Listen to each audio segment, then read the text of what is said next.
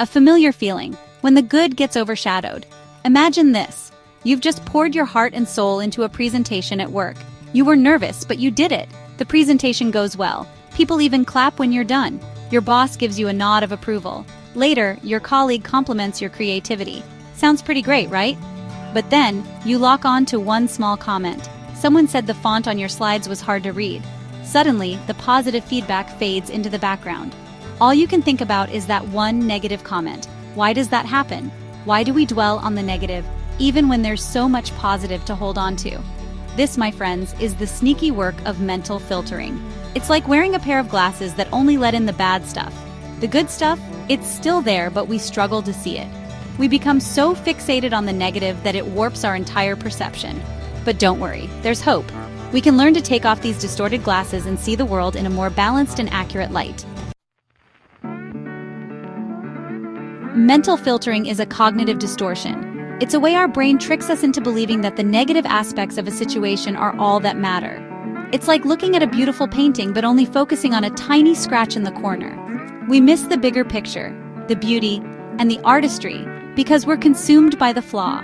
When we engage in mental filtering, we filter out the positive and amplify the negative. This creates a skewed perception of reality. It's like having a mental filter that only lets in the bad stuff.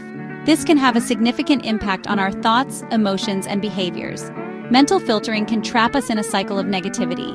We focus on the negative, which makes us feel bad. And when we feel bad, we're more likely to notice and dwell on negative information. It's a vicious cycle that can be hard to break free from. Let's take the example of Sarah, a bright and capable student. She receives her exam results and sees mostly A's and B's. But there's one C. Suddenly, Sarah's heart sinks. She forgets about the A's and B's, focusing solely on that one C. She starts to doubt her abilities, thinking, I'm not smart enough, I'm a failure. This, my friends, is mental filtering in action. Sarah's mind is filtering out all the positive feedback, the A's, the B's, the effort she put in, and magnifying the one negative piece of information. This one C becomes representative of her entire academic ability, leading to feelings of inadequacy and self-doubt. Sarah's experience is not unique. Many of us fall into the trap of mental filtering, especially in high-stakes situations like exams, job interviews, or social interactions. We become so fixated on our perceived shortcomings that we overlook our strengths and accomplishments. Section 4. The negativity bias. Our brain's pesky tendency. Why do we do this to ourselves? Why is it so easy to get caught in the web of negativity? The answer lies in our evolutionary history. You see, our brains are hardwired with something called the negativity bias. This means that negative experiences have a stronger impact on us than positive ones. Think about it. From an evolutionary perspective, it made sense for our ancestors to be hyper-aware of potential threats. A rustling in the bushes could mean a predator lurking nearby. Ignoring such signs could have dire consequences. So, our brains learned to prioritize negative information to keep us safe. While this negativity bias served us well in the past, it can be a nuisance in the modern world.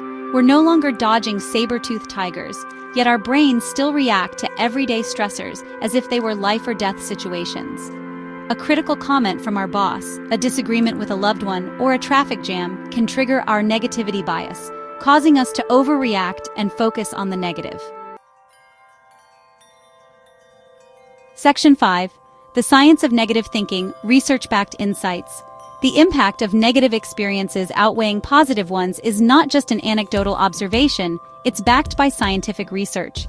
Psychologist Dr. John Gottman's research on relationships found that couples need a ratio of 5 positive interactions to counteract the impact of 1 negative interaction. This highlights how our brains tend to give more weight to negative experiences. Another study published in the Journal of Personality and Social Psychology found that people who wrote about a negative experience for 15 minutes a day for 4 consecutive days reported feeling significantly worse emotionally than those who wrote about neutral topics.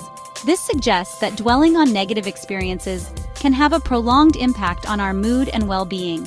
These studies, along with many others, underscore the powerful and often unconscious influence of negativity bias on our thoughts, feelings, and behaviors. Understanding this bias is the first step towards challenging and reframing our negative thoughts. Section 6. Reframing our thoughts. How CBT can help. So how do we combat this negativity bias and the distorted thinking of mental filtering? One effective approach is cognitive behavioral therapy, or CBT.